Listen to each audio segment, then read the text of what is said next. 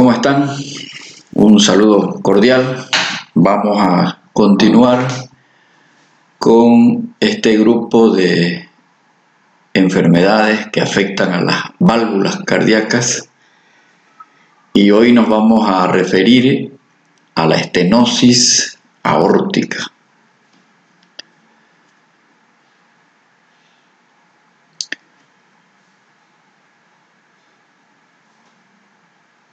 Esta patología es la principal causa de reemplazo valvular. La causa número 1 por la cual los cirujanos cardiovasculares entran a operar una enfermedad valvular es la estenosis aórtica. Es una patología que predomina en los hombres. Evidentemente, en países desarrollados, la principal causa de estenosis aórtica es de tipo degenerativa, pero todavía para los países en vías de desarrollo, la fiebre reumática sigue siendo una causa importante. En adultos jóvenes predomina la estenosis aórtica bicúspide, que es de tipo congénita, y la reumática. Y en pacientes mayores de 75 años predomina la causa degenerativa. De manera que podemos decir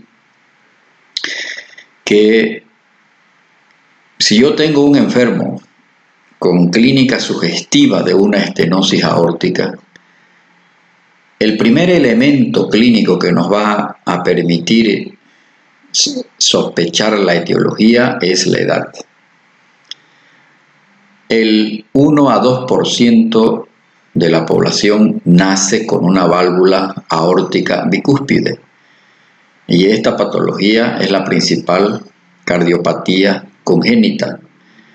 Pero los síntomas no se presentan al nacimiento, sino que aparecen a partir de la cuarta o quinta década de la vida.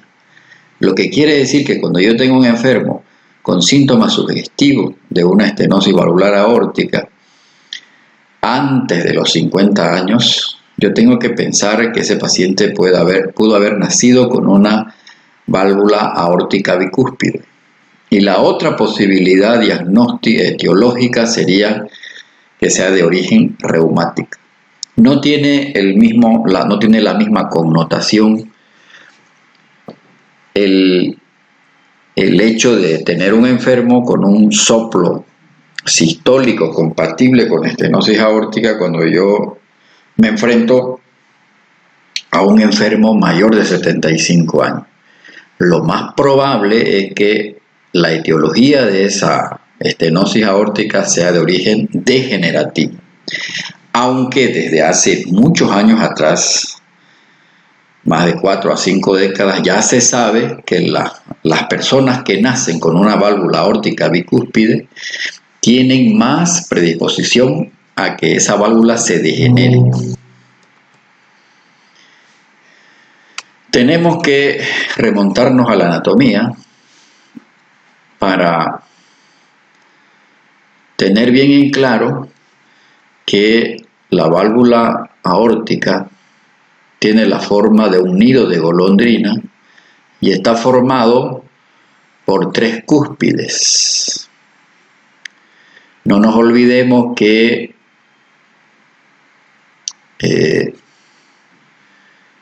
las arterias coronarias nacen de la aorta ascendente.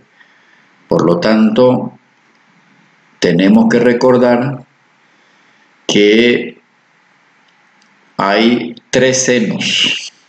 El seno,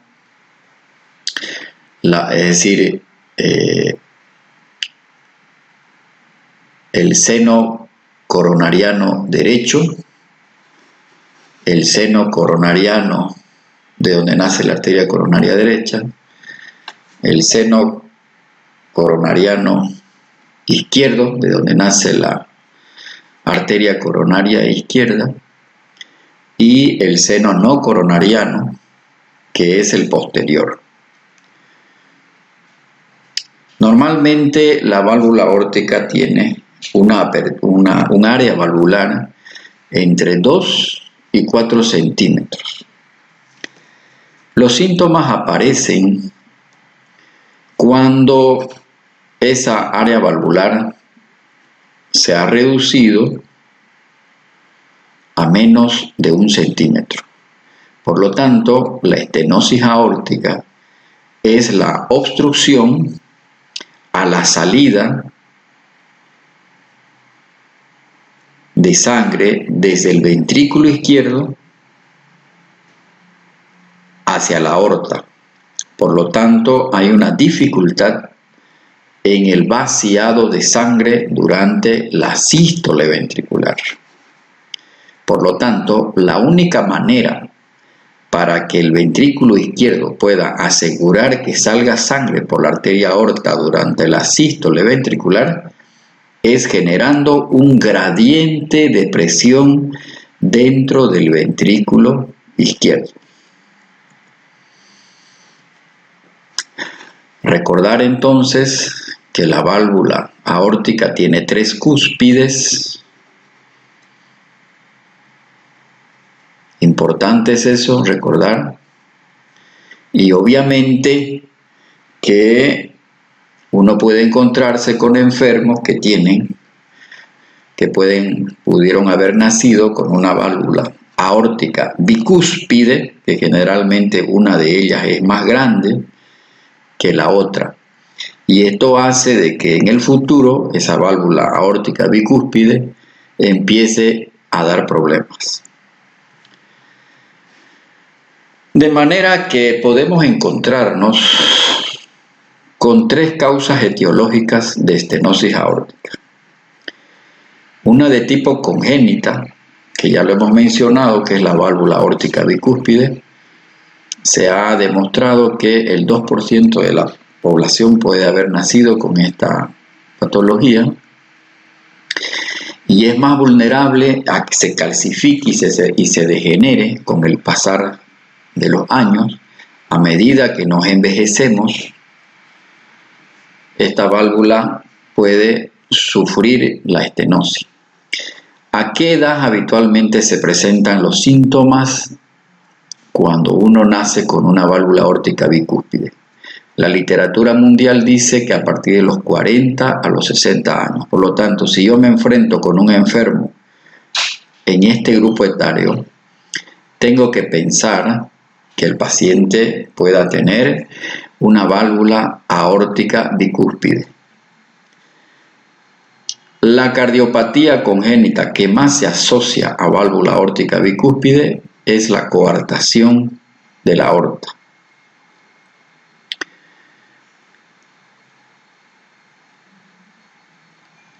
El origen reumático de la estenosis aórtica sigue siendo un problema de salud pública para países en vías de desarrollo y uno puede encontrarse con enfermos con estenosis aórtica ya a partir de los 30 a 50 años. Y es una patología que prevalece en los hombres. Hay una importante característica de la estenosis aórtica cuando es de origen reumática, aparte de los datos ecocardiográficos, es que es raro que solamente la fiebre reumática afecte a la válvula aórtica. Generalmente también está asociada a afección de la válvula mitral. Esto lo vamos a ver posteriormente. Y la causa más frecuente de estenosis aórtica en países occidentales, en países del primer mundo, es de tipo degenerativo. Y se presentan los síntomas de la estenosis aórtica habitualmente en gerontes mayores de 65, mayores de 70, 75 años. Por lo tanto, encontrar un soplo sistólico en el área aórtica en un hombre mayor de 75 años, lo más probable es que sea de naturaleza degenerativa. Y la segunda causa tiene que ser por válvula aórtica bicúspide, porque ya hemos dicho que esta alteración predispone a que esa válvula se calcifique con el tiempo. Y una característica muy interesante cuando se hace la ecografía cardíaca, que generalmente la estenosis aórtica de tipo degenerativa comienza a nivel de las bases, de las cúspides, y generalmente no hay fusión de las comisuras. Entonces, esta característica es propia cuando el origen de la estenosis es de tipo degenerativo. Esta estenosis aórtica calcificada está asociada obviamente al envejecimiento. Hay una prevalencia en 2% de la población, y la literatura mundial dice que puede aparecer, o sea, lo más frecuente es que aparezca más allá de los 70 años. Pero si el paciente nació con una válvula aórtica bicúspide, generalmente la clínica aparece más antes, entre los 50 y los 70 años. Hay factores que facilitan, que aceleran este proceso de envejecimiento degenerativo de la válvula, y son los factores propios de la aterosclerosis como tal. A medida que nos envejecemos, tenemos más posibilidades que nuestra válvula aórtica se calcifique, se degenere. Es más frecuente en el varón. Tabaquismo, hipertensión arterial, colesterol elevado, la diabetes mellitus, son factores de riesgo cardiovascular que van a favorecer el estrechamiento de la válvula aórtica. Ahora bien, una estenosis calcificada de una válvula aórtica bicúspide congénita es también un factor que predispone a que la válvula se calcifique con el tiempo. No es así, no ocurre lo propio con la estenosis aórtica de origen reumático. Casi siempre la primera válvula que se afecta por la fiebre reumática es la válvula mitral, y hay una diferencia abismal cuando se hace la ecografía cardíaca, es que hay fusión y fibrosis de las comisuras, hay retracción y endurecimiento de las válvulas. Entonces, la ecocardiografía, como el estudio gold estándar para el diagnóstico de la enfermedad valvular aórtica, es la que nos va a determinar si es una válvula aórtica bicúspide o si es una válvula aórtica tricúspide que fue afectada por la fiebre reumática o por el envejecimiento.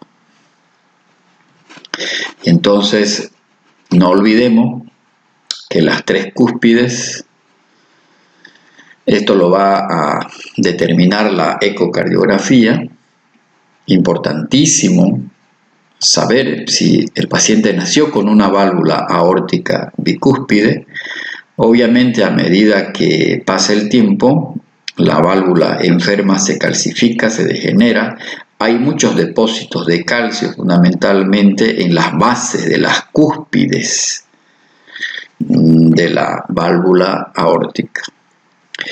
Esto es una diapositiva que muestra la prevalencia en los diferentes grupos etarios.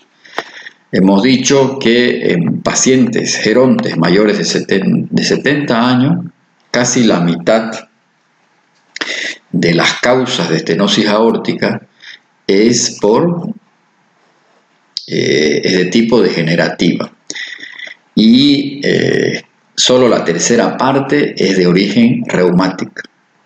Pero también la válvula aórtica bicúspide es también, es decir, la tercera parte de estos enfermos es porque nacieron con una válvula aórtica bicúspide. En cambio, en pacientes menores de 70 años, un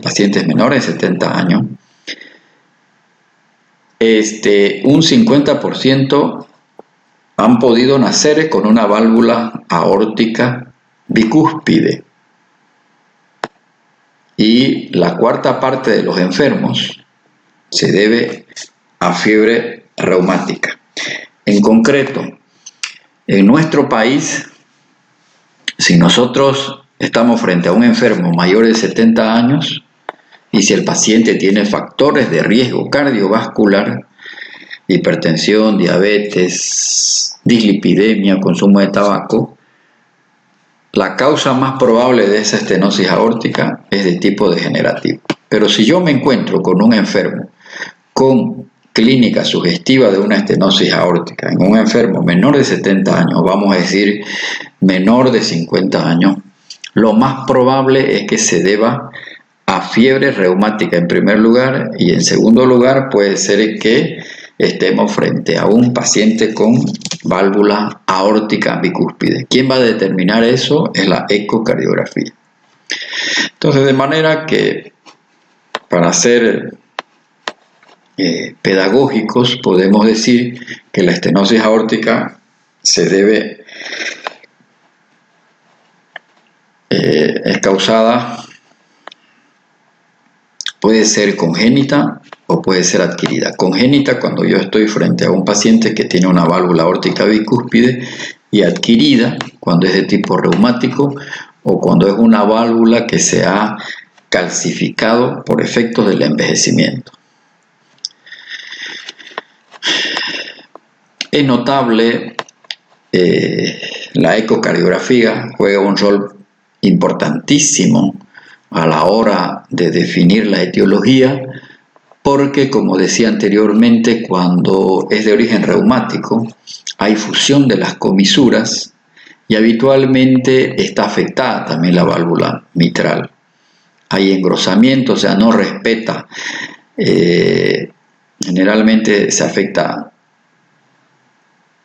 hay fusión de las comisuras, hay engrosamiento, hay fibrosis, y por ecocardiografía se va a confirmar que no solamente es el compromiso de la válvula aórtica, sino también de la mitral.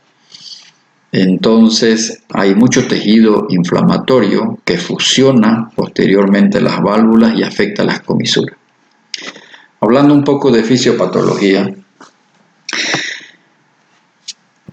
mientras el área, el orificio valvular sea superior a 2 centímetros, prácticamente el paciente no tiene síntomas. El problema de la estenosis aórtica es cuando esa área valvular se reduce a menos de 1 centímetro.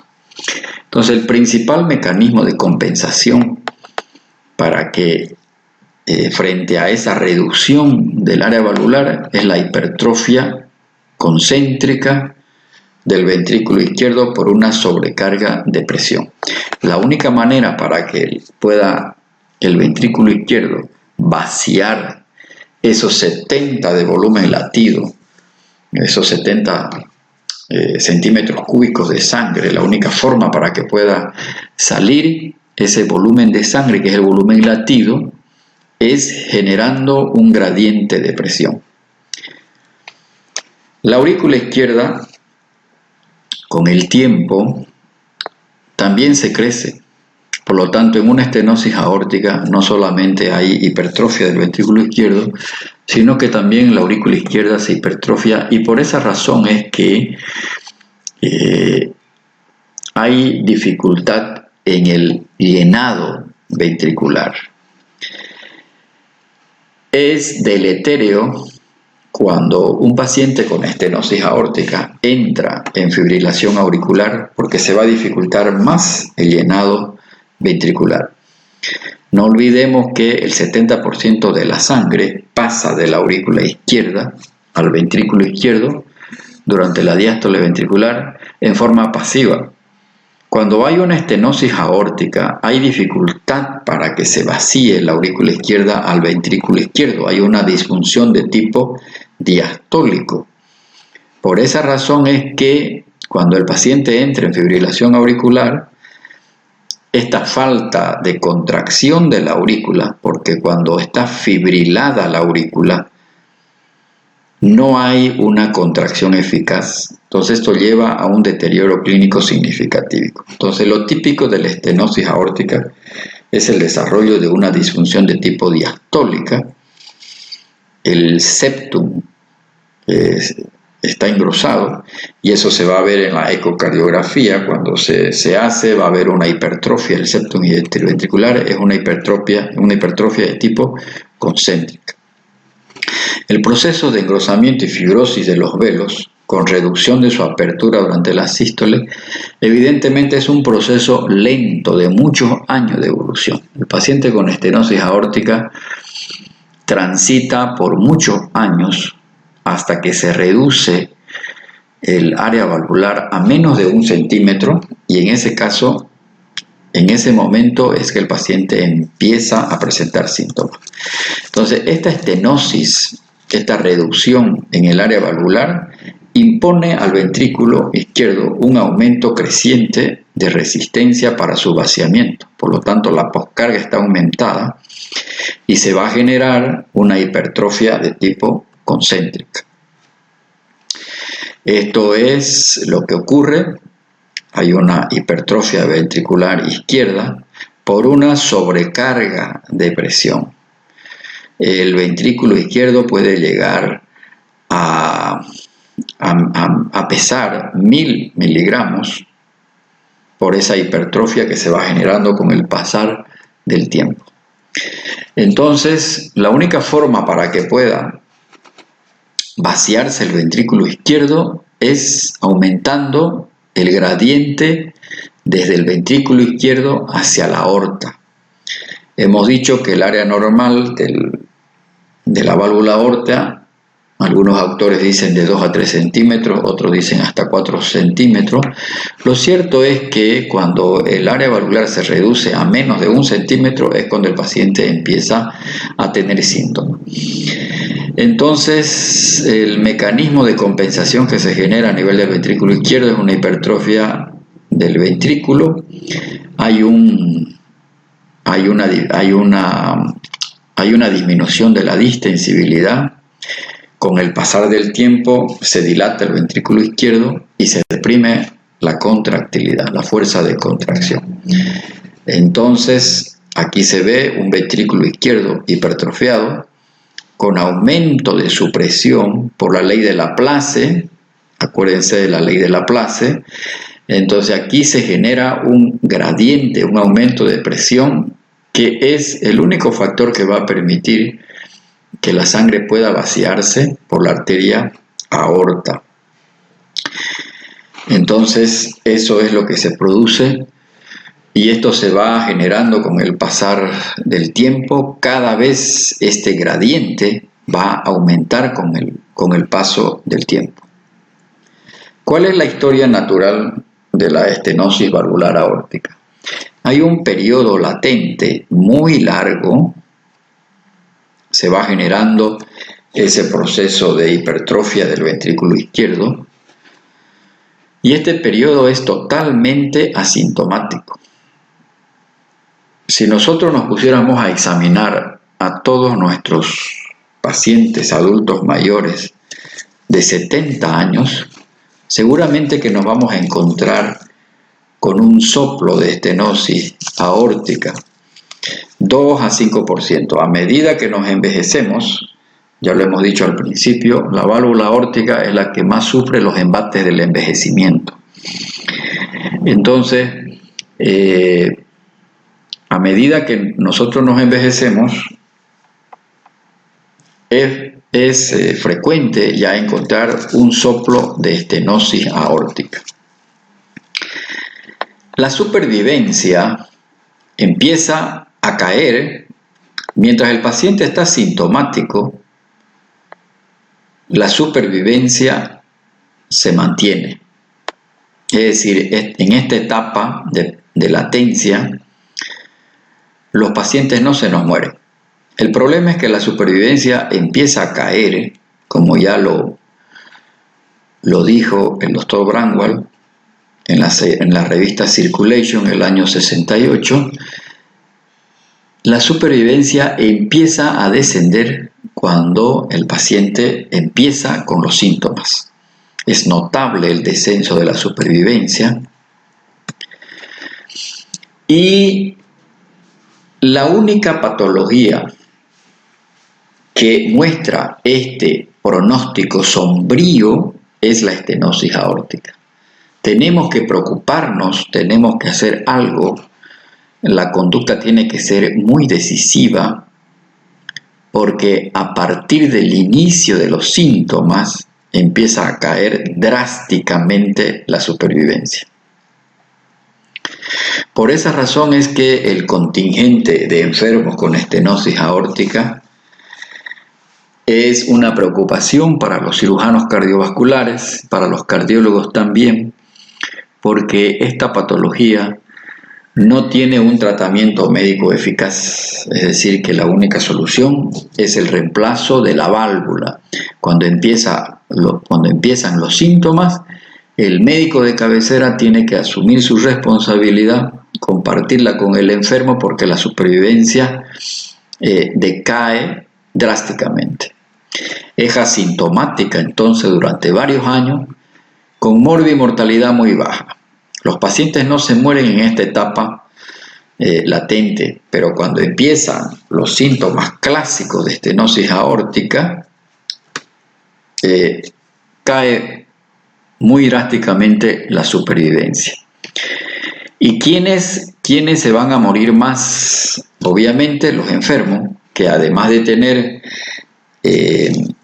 la válvula aórtica muy degenerada, con muchos depósitos de calcio, mientras más factores de riesgo tenga el enfermo, sea varón, tenga el antecedente de ser hipertenso, fumador, dislipidémico o diabético, estos factores se ha visto que aceleran la mortalidad. Es más rápida la progresión de la estenosis aórtica en pacientes con enfermedad degenerativa calcificada. También se puede observar la progresión en pacientes con esclerosis aórtica. Hay muchos enfermos que no son catalogados estrictamente como portadores de una estenosis aórtica degenerativa, sino que son pacientes que tienen factores de riesgo cardiovascular, que tienen esclerosis de la válvula aórtica, pero se sabe que estos enfermos que tienen factores de riesgo cardiovascular, en estos pacientes la progresión es más rápida. Cuando ocurren los síntomas entonces, que son estos tres, angina, síncope o disnea, la supervivencia promedio es de 2 a 3 años, con alto riesgo de muerte súbita. El manejo de pacientes asintomáticos es conservador, pero en pacientes con síntomas el manejo es eminentemente quirúrgico. La tríada clásica de la estenosis aórtica es el dolor de pecho de tipo anginoso, el síncope y la disnea de esfuerzo. Estos tres síntomas son los clásicos, los más importantes, son los síntomas cardinales de la estenosis aórtica. Si yo tengo un enfermo de 70 años con algunos de estos síntomas, lo primero que voy a sospechar es estenosis aórtica. Y cuando yo pongo mi fonendoscopio en el pecho del paciente, si encuentro un soplo de tipo sistólico, lo más probable es que sea una estenosis aórtica.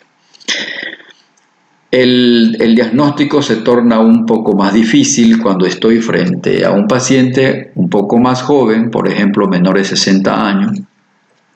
Si tiene uno de estos tres síntomas, no siempre pueda tratarse por la edad, digamos, no siempre pueda tratarse de una estenosis aórtica, porque hay otras patologías que pueden cursar con disnea de esfuerzo. Puede ser insuficiencia cardíaca como tal, un hipertenso de larga evolución, ¿no es verdad? Entonces es clave poner el fonendoscopio en el pecho del paciente. Si mi paciente tiene disnea y tiene un soplo sistólico en el área aórtica, lo más probable es que se trate de una estenosis aórtica. El dolor torácico de tipo anginoso típicamente se presenta durante el esfuerzo y fisiopatológicamente se debe a un desbalance entre la oferta y la demanda miocárdica de oxígeno. Recordemos que el paciente con estenosis aórtica tiene una hipertrofia del ventrículo izquierdo, por lo tanto ese músculo demanda mayor cantidad de oxígeno que las arterias coronarias no pueden darle, porque las arterias coronarias no se van a dilatar. Entonces, este dolor, que es muy similar al del evento coronario agudo, muy similar al de una angina inestable, muy similar al de una angina crónica estable, porque se presenta con el esfuerzo. Entonces, la forma de poder distinguir si este dolor torácico tipo anginoso es por enfermedad de la arteria coronaria o es por la estenosis aórtica, eso me lo va a dilucidar mi historia clínica, es decir, mi examen físico. Si yo tengo un enfermo de 70 años con dolor anginoso cuando camina 2 cuadras o 3 cuadras, por ejemplo, si el paciente tiene un soplo, si yo le oculto un soplo sistólico, lo más probable es que se deba a la estenosis aórtica. Pero no es raro que pueda coexistir una estenosis aórtica con una enfermedad de las arterias coronarias. Por lo tanto, el otro elemento para hacernos diferenciar es el electrocardiograma. Obviamente, si es por enfermedad de las arterias coronarias, ese dolor anginoso va a repercutir en el electrocardiograma. Entonces, esa es la forma de poder distinguir un dolor torácico tipo anginoso de la estenosis aórtica y de la enfermedad coronaria. De todas maneras, puede coexistir, puede ser muy similar porque comparten etiologías. Es decir, el paciente con estenosis aórtica también puede ser un paciente hipertenso, diabético, fumador. El síncope es otro síntoma cardinal de la estenosis aórtica y también típicamente es de esfuerzo. Y eso se debe a que el corazón no puede aumentar su gasto cardíaco durante el ejercicio. El síncope se debe a una disminución del flujo sanguíneo cerebral. Es un paciente que se desmaya, que pierde el conocimiento, cae al suelo durante el esfuerzo, pero típicamente durante el esfuerzo. Sin embargo, en el paciente con estenosis aórtica, este síncope también se puede producir en reposo. Cuando es en reposo, y esto es muy importante cuando hacemos la anamnesis, cuando es en reposo se debe a la presencia de algunas arritmias. Hay arritmias que el paciente puede tener por la misma hipertrofia del ventrículo izquierdo, puede tener arritmia y esa puede ser la causa del síncope. Y la disnea o la insuficiencia cardíaca congestiva es un signo tardío de estenosis aórtica. O sea, lo más frecuente es que los enfermos empiecen con dolor torácico, prosigan con síncope y terminen ese tránsito entre la etapa asintomática a la etapa sintomática con la disnea. Es un signo tardío de estenosis aórtica. El paciente puede tener una disnea de esfuerzo, pero puede llegar al edema agudo de pulmón inclusive. Entonces, estos son los 3 síntomas cardinales. Como decíamos, la angina es por hipoperfusión subendocárdica debida a la disminución del gradiente de presión diastólico entre la aorta. Hay una disminución de la distensibilidad, se prolonga la sístole a expensas de la diástole, hay una hipertrofia inapropiada y obviamente hay una disminución de la perfusión coronaria. En concreto, el dolor anginoso que tiene el enfermo con estenosis aórtica es por una falta de equilibrio entre la oferta y la demanda miocárdica de oxígeno. Es un corazón hipertrófico que le exige a las arterias coronarias más perfusión coronaria, pero que las arterias coronarias no le pueden dar porque no pueden dilatarse. Entonces es ese músculo engrosado, ese músculo con mayor diámetro que demanda mayor cantidad de oxígeno. La disnea, como decíamos, es un síntoma tardío de evolución progresiva, porque primero es una disnea de esfuerzo y va progresando y se puede complicar con un edema agudo de pulmón. En mi práctica como especialista, la mayor parte de los enfermos que yo he visto con estenosis aórtica llegan en esta época de disnea, en esta etapa de disnea. Y por esa razón son los que más se mueren, porque ya están en etapa avanzada de estenosis aórtica.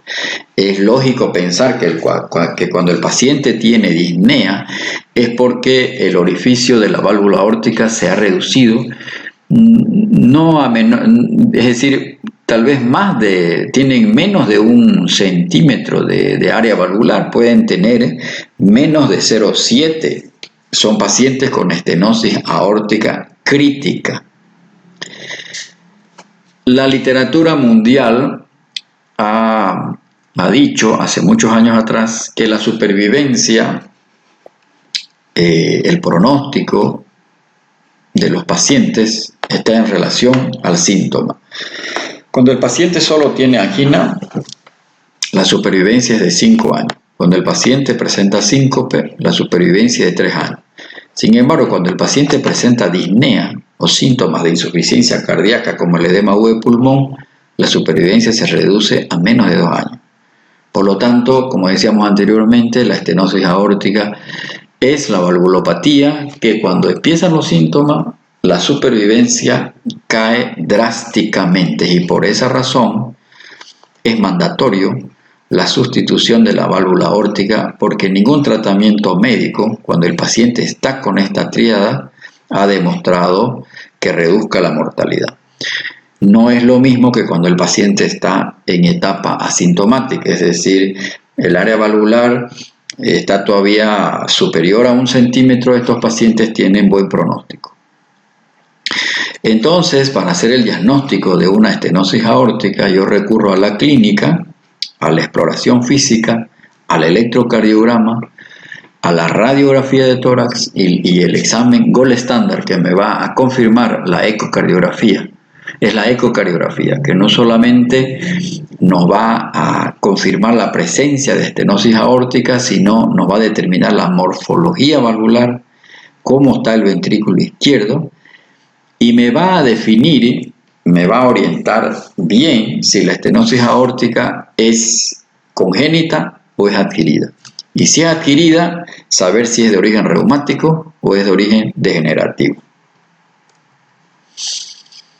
En cuanto a la exploración física cardiovascular, lo que nos interesa dentro de la semiología cardiovascular, los datos de la exploración semiológica son muy importantes y nos aportan muchos signos clínicos. El pulso arterial de un enfermo cuando está con una estenosis aórtica, sobre todo cuando el área valvular se ha reducido a menos de 1 centímetro, es un pulso de ascenso lento y de amplitud disminuida. Los semiólogos han etiquetado a este pulso como pulso tardus y parvus. Quiere decir que tiene un ascenso lento y una amplitud disminuida. Si yo palpo el ápex del enfermo, me voy a encontrar con un choque apexiano intenso y sostenido. Obviamente, en pacientes que no tienen mucho desarrollo muscular, porque si es un paciente con mucho desarrollo muscular, no siempre voy a poder palpar el latido apexiano, el choque de la punta.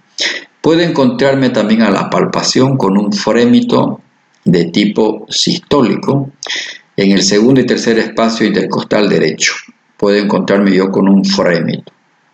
Sin embargo, el dato más importante dentro de la semiología cardiovascular, la estenosis aórtica se delata en la auscultación por un soplo de tipo sistólico, un soplo mesosistólico, que se oculta sobre el área aórtica es de aspecto rudo, que se irradia a las carótidas y al hueco supraesternal.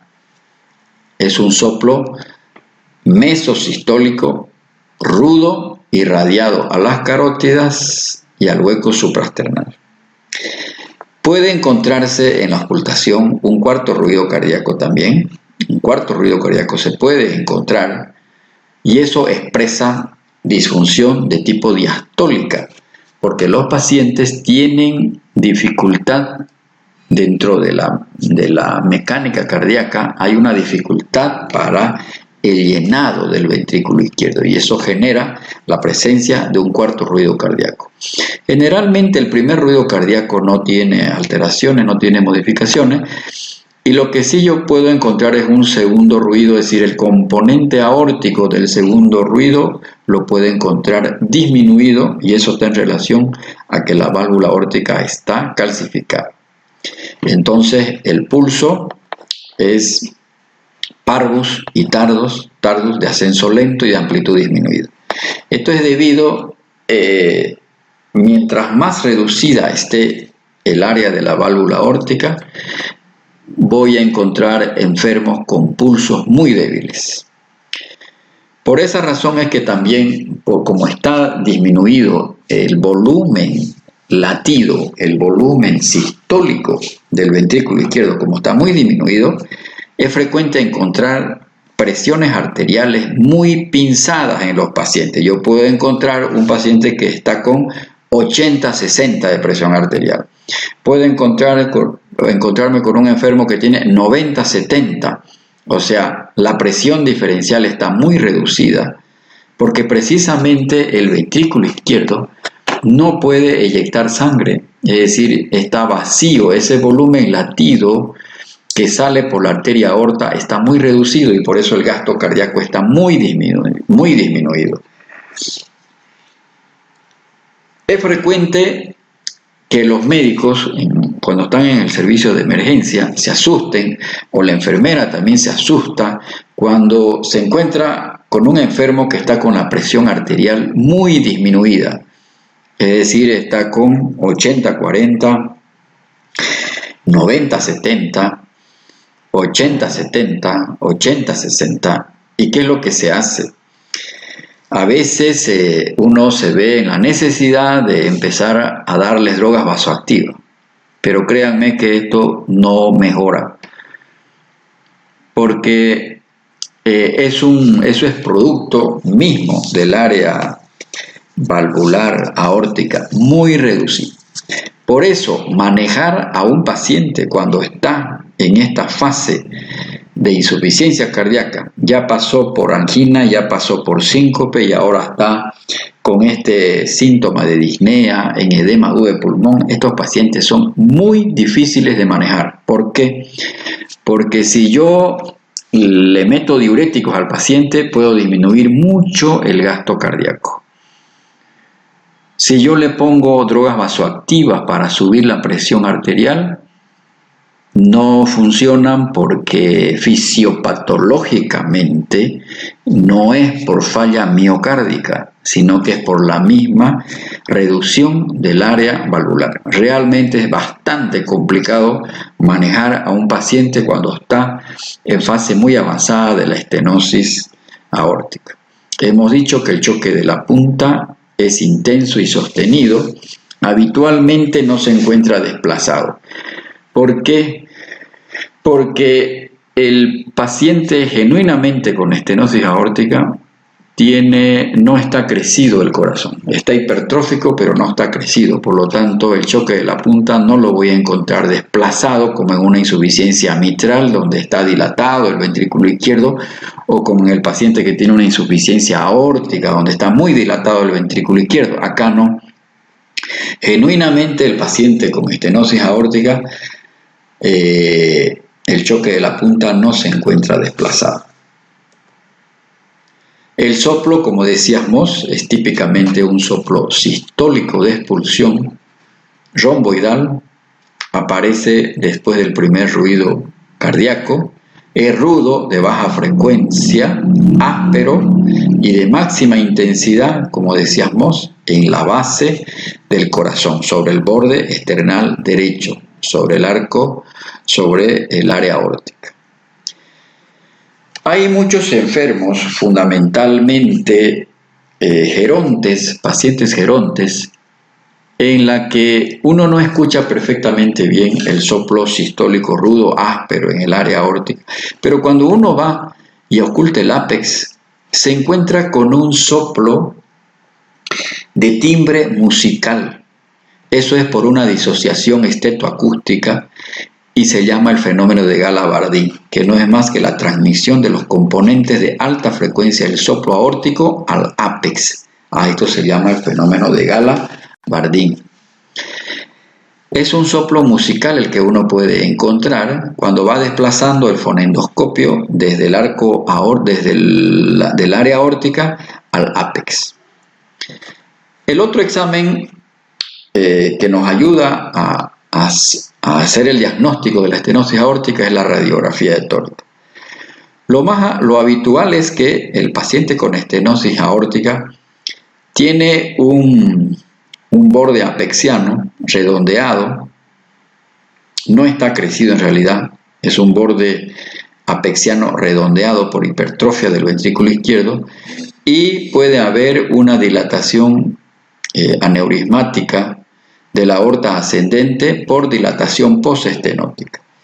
Cuando el paciente tiene una estenosis aórtica, genuinamente aórtica, es decir, no tiene compromiso de la válvula mitral, no está comprometida la válvula mitral, lo habitual es que no tenga dilatación cardíaca. El tamaño del corazón está normal.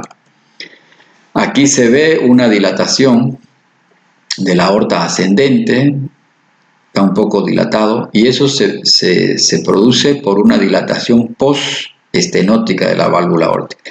Entonces, el tercer arco del borde cardíaco izquierdo está redondeado.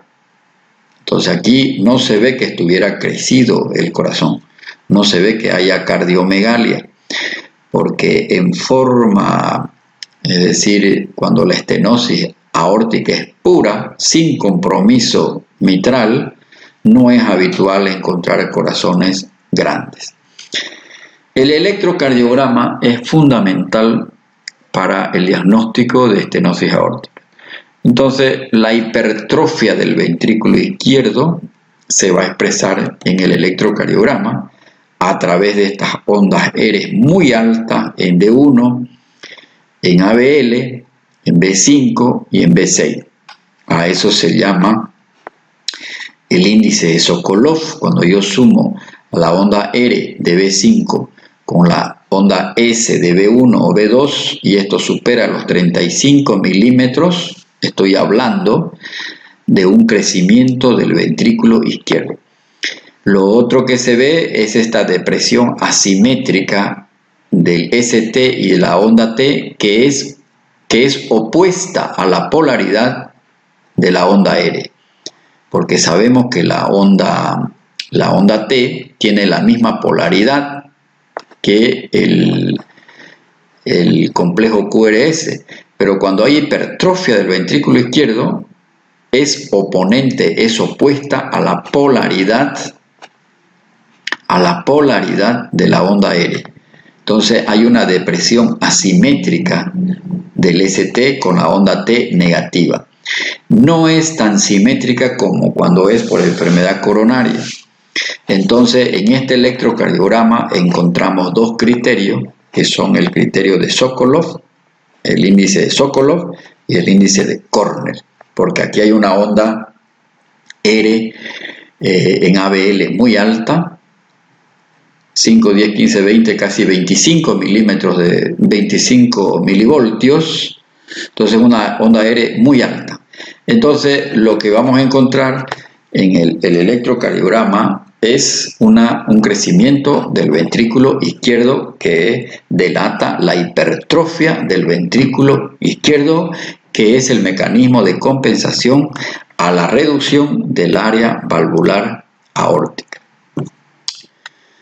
La ecocardiografía es el gold estándar para el diagnóstico de la estenosis aórtica. Ya hemos dicho que no solamente nos sirve para hacer el diagnóstico, porque aquí la válvula aórtica está engrosada, no solamente nos sirve para el diagnóstico, sino que nos sirve para valorar el área valvular, nos va a ayudar a determinar la etiología, si es una válvula aórtica bicúspide o es tricúspide, si es de origen reumático o si es de origen degenerativo. Entonces la ecocardiografía es el gold estándar para el diagnóstico de la estenosis aórtica. ¿Y qué es lo que se valora? Fundamentalmente se valora el área valvular y el gradiente. Entonces, cuando el área valvular es mayor de 1.5 centímetros y el gradiente medio, es decir, esa presión que debe generar el ventrículo izquierdo para poder vaciar la sangre hacia la aorta, es menor de 25 milímetros. Eso se mide por la ecocardiografía. Entonces, cuando es mayor de 1.5 y el gradiente es menor de 25, estamos hablando de una estenosis aórtica leve. Cuando el área valvular está entre 1 y 1.5 centímetros y el gradiente está entre 25 y 40, se cataloga como moderada. Y la que nos interesa es esta, porque cuando el área valvular está a menos de 1 centímetro y el gradiente es mayor de 40 milímetros de mercurio, entonces estamos hablando de una estenosis aórtica severa. Y si esta área valvular se reduce a menos de 0,7 centímetros, estamos hablando de una estenosis aórtica crítica. Por lo tanto, aquí el enfermo está 100% sintomático. En realidad no son complicaciones, son prácticamente parte de ese proceso evolutivo que sigue a esa reducción del área valvular, a esa reducción, a esa hipertrofia del ventrículo izquierdo. La muerte súbita cardíaca solamente se produce en el 1% de los enfermos cuando están en esa etapa asintomática. Es decir, cuando todavía el área valvular es superior a 1 centímetro, la muerte súbita cardíaca es de baja morbimortalidad. Es muy rara, solamente ocurre en 1% por año. En cambio, cuando el paciente está sintomático, la muerte súbita cardíaca puede ser el motivo de deceso de nuestros enfermos. Por esa razón es que, como decíamos anteriormente, cuando el paciente se torna sintomático, hay que intentar operarlo al enfermo. Lo más habitual es que los pacientes que tienen estenosis aórtica estén en ritmo sinusal. En el electrocardiograma yo puedo ver crecimiento de la aurícula izquierda, puedo ver yo una onda P bimodal o en D2, por ejemplo, una onda P bimodal en D2, y en B1 puedo ver yo una onda P bifásica con un componente negativo mayor al componente positivo. Eso habla de que está crecida la aurícula izquierda. A medida que avanza la estenosis aórtica, el paciente puede entrar en fibrilación auricular. Y cuando entra en fibrilación auricular, este paciente tiene alto riesgo de hacer un accidente cerebrovascular isquémico o entrar en edema agudo de pulmón. Porque para que se llene el ventrículo izquierdo, necesita de la sístole auricular. Es decir, el 30% del remanente de sangre que hay en la aurícula izquierda pasa de la aurícula al ventrículo a través de la sístole auricular. Se supone que cuando el paciente entra en fibrilación auricular, se pierde esta sístole auricular que se llama la patada auricular. Se va a perder esta sístole auricular, entonces la sangre va a refluir de aurícula izquierda a los pulmones, por lo tanto provocando un edema agudo de pulmón, pero al reducirse el pasaje de sangre de la aurícula izquierda al ventrículo izquierdo, se va a deteriorar de sobremanera, por eso se produce edema agudo de pulmón, se va a deteriorar de sobremanera el gasto cardíaco. el paciente va a entrar en insuficiencia cardíaca. ¿Por qué? Porque no pasa sangre por la fibrilación auricular, porque se ha deteriorado la sístole auricular. El accidente cerebrovascular isquémico también es una causa de muerte en los pacientes, al igual que el edema agudo de pulmón, al igual que la muerte súbita cardíaca.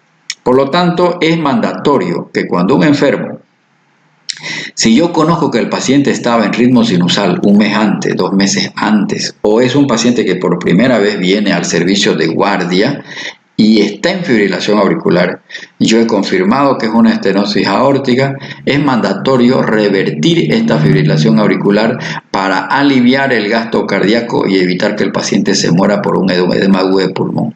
Entonces yo tengo que intentar revertir esta fibrilación auricular a través de la cardioversión eléctrica, que es lo ideal. Todo paciente con estenosis aórtica tiene riesgo de endocarditis infecciosa. En pacientes que han nacido con una válvula aórtica bicúspide, cuando yo confirmo que es una válvula aórtica bicúspide, ese paciente siempre hay que prevenir la endocarditis infecciosa. Muchos enfermos con estenosis aórtica pueden debutar en primera instancia, es decir, la endocarditis infecciosa puede ser la carta de presentación de la estenosis aórtica. Cuando yo le hago la ecografía cardíaca para detectar las vegetaciones que hay en el aparato valvular, yo me puedo encontrar con la estenosis aórtica. Por lo tanto, la endocarditis infecciosa puede ser la carta de presentación de la estenosis aórtica. Y obviamente que la endocarditis infecciosa tiene alta mortalidad. Por lo tanto, en pacientes con estenosis aórtica se necesita hacer prevención de la endocarditis infecciosa. Hay mucha tela que cortar, hay muchas interrogantes en el análisis sobre la estenosis aórtica severa, pero asintomática. Es decir, ¿qué hago yo con aquellos pacientes que están en etapa asintomática? No tienen ningún síntoma, tienen un soplo sistólico en el área aórtica, le hago una ecocardiografía, evidentemente se constata que el área valvular está reducido, pero está menos de puede estar mayor de 1 centímetro su área valvular, pero está asintomático el paciente. Entonces, ¿qué debo hacer con estos enfermos? Hay que hacerle seguimiento, pero no está definido bien cuándo indicar la cirugía. Porque obviamente cuando yo indico la cirugía es cuando el paciente está muy sintomático y por esa razón hay predictores de buenos o malos resultados después de la cirugía de reemplazo valvular. ¿Qué tratamiento se le ofrece a los pacientes con estenosis aórtica? Ningún tratamiento médico mejora el pronóstico. Hemos dicho que cuando empiezan los síntomas, la supervivencia cae drásticamente. Ningún tratamiento médico, o sea, con drogas, ha demostrado mejorar el pronóstico. Si bien hay que controlar los factores de riesgo cardiovascular para enfermedad coronaria, es necesario controlarlo, hay que tener mucho cuidado con muchos medicamentos. Por ejemplo, solo el 20% de los pacientes que tienen estenosis aórtica están cursando con hipertensión arterial. Si es un paciente con estenosis aórtica y es hipertenso, yo tendría que utilizar inhibidores de la enzima convertidora de angiotensina, pero aún así tengo que utilizarlos con sumo cuidado, porque estos enfermos puede deteriorar el gasto cardíaco y ser contraproducente. Lo propio ocurre con las drogas, los diuréticos que se utilizan para disminuir la poscarga. Los diuréticos hay que utilizarlos también con mucha cautela, porque pueden reducir el gasto cardíaco. Y per se el enfermo ya con estenosis aórtica tiene un gasto cardíaco muy bajo. Por lo tanto, los pacientes con las drogas que tiene el médico a mano, hay que utilizarlas con mucho cuidado. En estenosis aórtica asintomática, Es conveniente hacerle evaluación clínica al paciente, hay que hacerle chequeos periódicos, electrocardiograma y una ecocardiografía. Se aconseja cada 6 meses, cada 12 meses. Es decir, hay que hacerle seguimiento al paciente que todavía no tiene síntomas. Hay que evitar la actividad física. No se aconseja deportes competitivos porque es peligroso. Los nitratos hay que usarlos con precaución, fundamentalmente cuando el paciente viene por una angina de pecho, porque pueden provocar hipotensión. Por esa razón yo necesito saber si la angina, si el dolor de pecho que tiene mi enfermo es por la estenosis aórtica o es por una enfermedad coronaria. Si es por una enfermedad coronaria, obviamente el nitrato le va a caer muy bien, pero si es por una estenosis aórtica, es muy peligroso porque el nitrato puede provocar una disminución importante del gasto cardíaco que per se ya lo tiene el enfermo. Entonces, ¿cuáles son las indicaciones para el reemplazo de la válvula aórtica? Todo paciente sintomático, es decir, viene el enfermo con cualquiera de los síntomas cardinales, le hago la ecocardiografía. Me encuentro con un enfermo que tiene un área valvular menor a 1 centímetro y si está sintomático, debo planificar el recambio valvular. Es decir, hay que reemplazar esa válvula, porque eso es el único tratamiento que ha probado mejorar el pronóstico. Estenosis aórtica severa, a los que se le realizará un bypass coronario. Hemos dicho que puede coexistir la enfermedad valvular aórtica con la enfermedad coronaria. Por esa razón es que a todos los enfermos gerontes mayores de 65, 70 años y que yo sospeche que además el paciente pueda tener una enfermedad coronaria porque tiene factores de riesgo coronario, es mandatorio hacerle una coronariografía. Porque sería lo peor para el médico de cabecera o para el cirujano cardiovascular, en una primera instancia, reemplazarle la válvula y que al mes o a los 6 meses el paciente debute con un infarto agudo de miocardio y volver a operar al enfermo. Entonces, eso sería un drama para el cirujano cardiovascular. Entonces el pronóstico se ensombrece cuando el paciente tiene, además de la estenosis aórtica, una enfermedad coronaria. Entonces tendría que intervenir los dos problemas el cirujano cardiovascular. Por esa razón es mandatorio hacerle una coronariografía previa. Estenosis aórtica severa, cuando el paciente tiene una estenosis aórtica severa, a los que se le hará una cirugía de aorta o de otras válvulas cardíacas, obviamente, en ese caso también es mandatorio el reemplazo de la válvula. Cuando la estenosis aórtica es severa y hay disfunción del ventrículo izquierdo, el paciente tiene síntomas de insuficiencia cardíaca, también es una indicación del recambio valvular, del reemplazo valvular, pero ya sabemos que el pronóstico es más sombrío que cuando solo tiene estenosis aórtica y no hay disfunción del ventrículo izquierdo. Pacientes que están en etapa sintomática con una estenosis aórtica severa, es decir, con un área valvular menor a 1 centímetro, pero que tienen una respuesta normal al ejercicio, también una indicación de cirugía. Y pacientes asintomáticos con estenosis aórtica severa con riesgo de progresión, pacientes que tienen muchos factores de riesgo cardiovascular. Y obviamente, esto está repetido aquí, sintomáticos con estenosis aórtica severa es la principal indicación. ¿Almorzar? Entonces, el tratamiento ideal, el que ha demostrado mejorar sustancialmente la estenosis aórtica, es el reemplazo de válvula aórtica.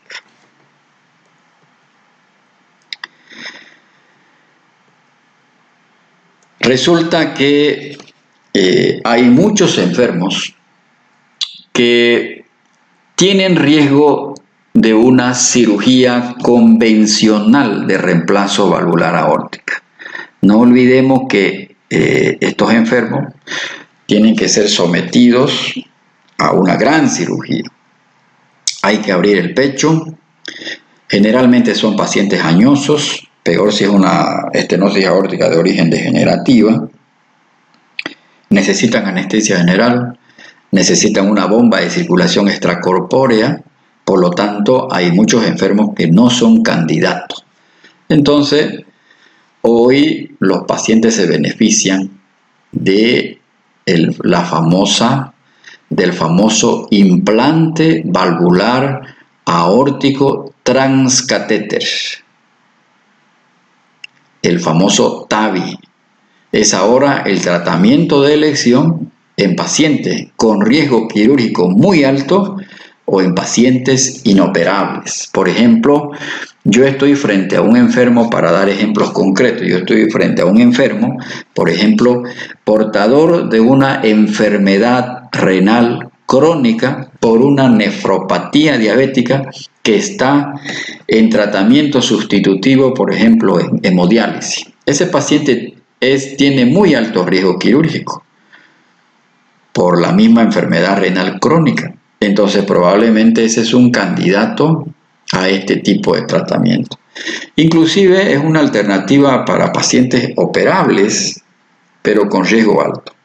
La experiencia actual es de que se han hecho más de 50.000 procedimientos que son de tipo no invasivo y que se han hecho ya en más de 40 países. Por lo tanto, la ciencia, los avances de la cardiología, de la cirugía, de la cardiología intervencionista, ahora muchos pacientes se están beneficiando del TAVI, implante valvular aórtico transcatéter, porque lo más habitual es que se haga por vía de la arteria femoral. Entonces, se utilizan dos tipos de dispositivos. Esta valva es valva de origen es una valva proveniente del pericardio bovina, y esta otra válvula, este otro dispositivo, es de origen porcino.